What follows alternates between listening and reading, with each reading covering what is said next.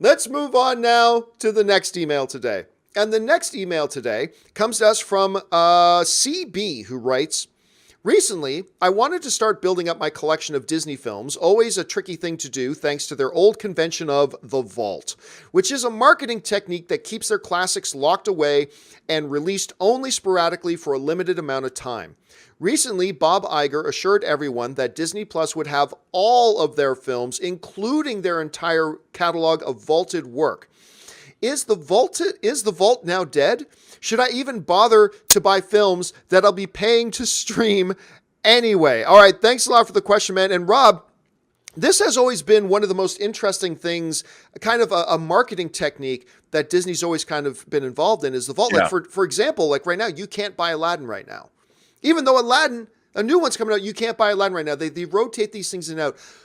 How would you describe the vault? Is this something that is a good thing that Disney has done, has been effective? And do you think it's good that they kind of get rid of it now that they're going to move it all to streaming? I think that Disney putting up their entire back catalog is the greatest thing ever. Because look, there's not going to be any more. Disney pioneered throughout their history. They pioneered re-releasing their animated classics throughout the years.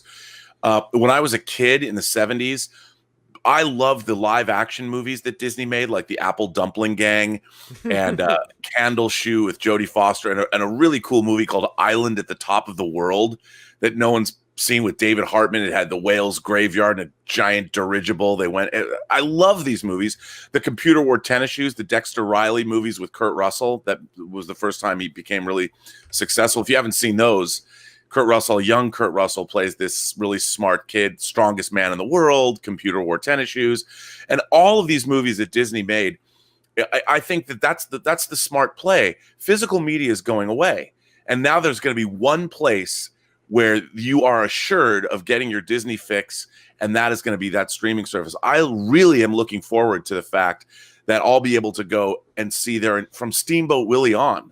Now, I want to see if they're going to put up their controversial, and some would say racist. I know what you're going to say. World War II cartoons that they did, their propaganda cartoons, and especially, I used to work for a company that we did all the special features for Disney at the time DVDs.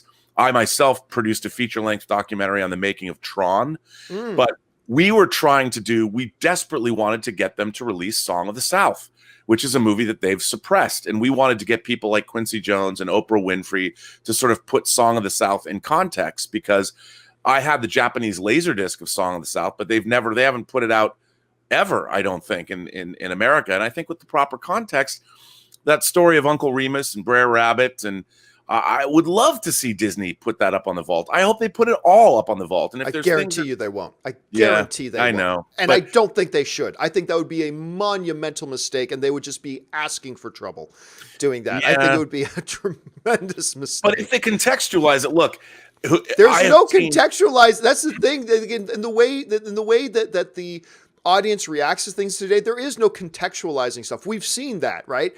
It's just it's a losing We're not battle. mature enough anymore. But other than that, I mean, all of the stuff about Tomorrowland, and I hope they put up there's things that I had access to, like Disney. There's a whole like a film of him talking about his vision for Epcot Center back in the 60s. That's amazing. I hope they put all of it up. And I'm really excited because, look, we talk about the demise of physical media.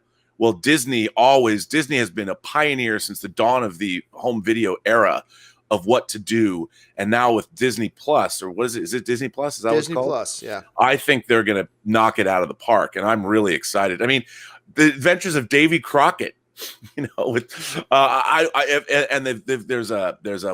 like the black rider, I forget, not Zorro, but it's someone else, another Disney character. I could sit there and just click through all those and watch that stuff all day long. Now here's a question. Somebody asked me the other day on the show, and I covered it in a companion video. Say, do you think, like, with all the talk about the fact that Blu-ray sales have been dropping through the ice, that Samsung's now not even going to make Blu-ray players anymore, more and more people dropping out.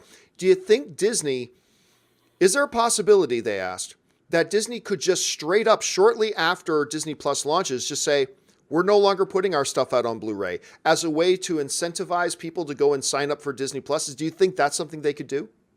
Yes.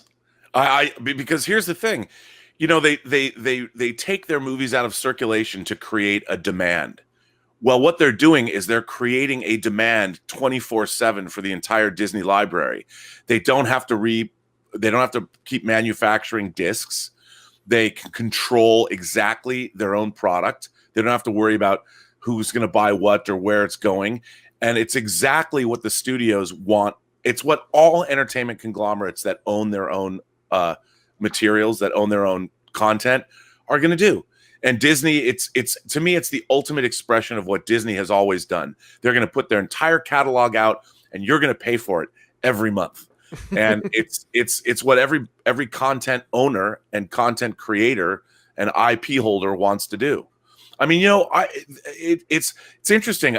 I wouldn't be surprised if they eventually create an adjunct Marvel streaming service and a Star Wars streaming service that you'll have to pay extra for.